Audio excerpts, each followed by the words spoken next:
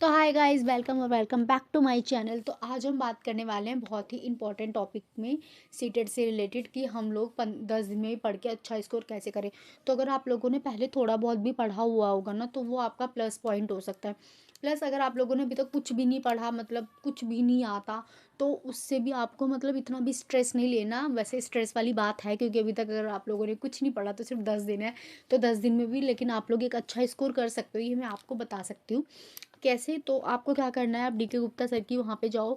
EVS के लिए आप ना उनकी मैराथन देखो, बेस्ट है भाई, मैं बता रही हूँ, बहुत ही बढ़िया मैराथन है। उन्होंने पेडागोजी की अलग मैराथन करवा रखी है, प्लस एनसीईआरटी पूरी की पूरी एनसीईआरटी उन्होंने अलग मैराथन में कवर करवा रखी है। तो 2 मैराथन तो आप वहाँ से देख लो उनकी।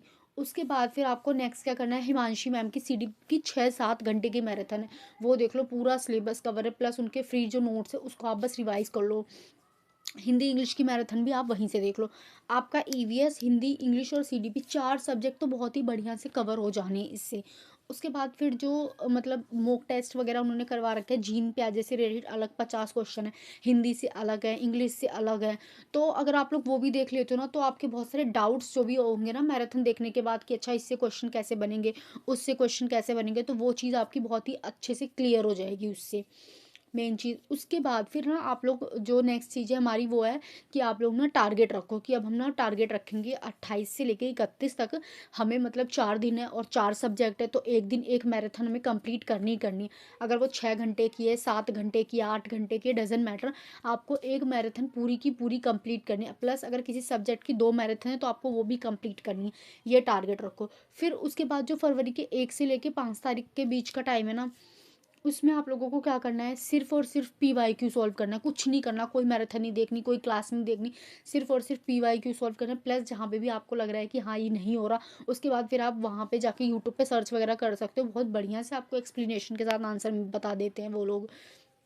उसके बाद फिर एंड आपको मॉक टेस्ट जो भी दे रखा है, जैसे कि मैंने बताया हिमांशी मैम की हिंदी इंग्लिश, उससे तो बहुत सारी चीज़ें क्लियर, प्लस उन्होंने अजरसन और रीजनिंग से रिलेटेड भी करवाया है, तो आप वो भी देख लेना। अगर आप लोग इतना करके चले जाते हो ना, डेफिनेटली मैं आपको बता रही हूँ, आपके बहुत ही अच्छे मार्क्स आने वाले हैं। अब जो बहुत ही इंपॉर्टेंट टिप्स मैं आपको देना चाहती हूँ, जो बहुत ही ज़्यादा इंपॉर्टेंट है, जो आपको ध्यान रखनी है चीज़ें, तो अब आप लोगों को ना कुछ चीज़ें ध्यान रखनी है। मैं नेगेटिव और पॉजिटिव पॉइंट बता देती हूँ, इससे ना आप लोगों को बहुत ही ज़्यादा हेल्प मिलने वाली है। तो जो हमारा सबसे पहले होता है नेगेटिव पॉइंट, आपको ये चीज़ एग्जाम में याद रखनी है कि जहाँ पे भी बच्चे की मतलब याद कराने और रटाने की बात हो रही हो कि हाँ उसको बस मेमोराइजिंग करवा दो, रटवा दो, तो वो आंसर आपका एकदम ही गलत है। उस पर आप लोग कभी भी टिक मत करके आना, क्योंकि सीडीपी में यही है कि बच्चे को एक्टिवली के तरीके से हमें मतलब पढ़ाना है, उसको रटवाने और मेमोराइजिंग पे ध्यान नहीं देना है, याद करवाने पे उसकी अंडरस्टैंडिंग अच्छी होनी चाहिए। दूसरा, पनिशमेंट, जहाँ पे बच्चे को पनिशमेंट दिया जा रहा हो वो ऑप्शन भी एकदम ही गलत है, बेकार ऑप्शन है, देखते ही उसको क्रॉस कर देना। और जहाँ पे बच्चे की ना मतलब एबिलिटी के अनुसार उसकी ग्रुपिंग की जा रही हो कि अगर ठीक है ये कम मतलब इसको कम आता है तो इसको इस ग्रुप में रखेंगे, इसको ज़्यादा आता है तो इंटेलिजेंट का अलग ग्रुप, और नालायक बच्चे जो ऐसे बोलते हैं ना कि इनका मतलब जो जिनको कम आ रहा है उनका अलग ग्रुप बनाएंगे, वो आंसर भी आपका एकदम ही गलत होगा। गर्ल्स एंड बॉयज़ में स्टीरियोटाइप, मतलब जहाँ भेदभाव हो रहा है इन दोनों को लेके, और सिलेबस कंप्लीट कराने पे ज़्यादा ध्यान दे रहा हो जहाँ पे क्लासेस वगैरह में, तो ये सारे आंसर्स तो एकदम ही गलत है, आपको इनमें टिक करके आना ही नहीं है, इनको देखते ही आपको हटा देना है।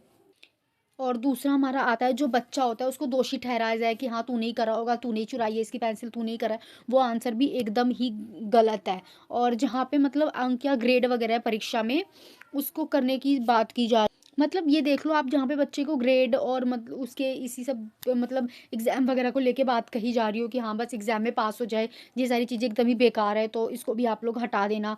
और बस ये सारी चीज़ें जो आपको एकदम ध्यान रखना है, इन सब चीज़ों को ध्यान रख के ही आपको एग्ज़ाम में फिर जाके वहाँ पे कुछ भी ऑप्शंस वगैरह टिक करने हैं। अब जो हमारा सकारात्मक मतलब पॉजिटिव पॉइंट आता है, जो आपको ध्यान में रखना है और वो देख के टिक करना है, जहाँ पे जो बच्चा है उसको अवसर दिया जा रहा हो, बहुत ज़्यादा अवसर मिल रहे हो हर चीज़ का, एक्टिविटी का, प्लेइंग का, या जो भी चीज़ है उसको हर चीज़ के लिए अवसर दिया जा रहा हो, वो हमारा प्लस पॉइंट है।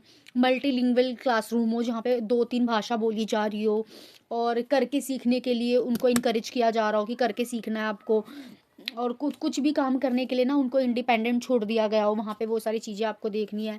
और सारे बच्चों को एक साथ पढ़ा रहे हो, किसी को अलग करके नहीं पढ़ा रहे हो, उस पे आप लोगों को ध्यान देना है। बच्चे जिज्ञासु को हर चीज़ को जानने के लिए ये सारी चीज़ें हो तो वो भी चीज़ सही है, एकदम प्लस पॉइंट हो सकता है।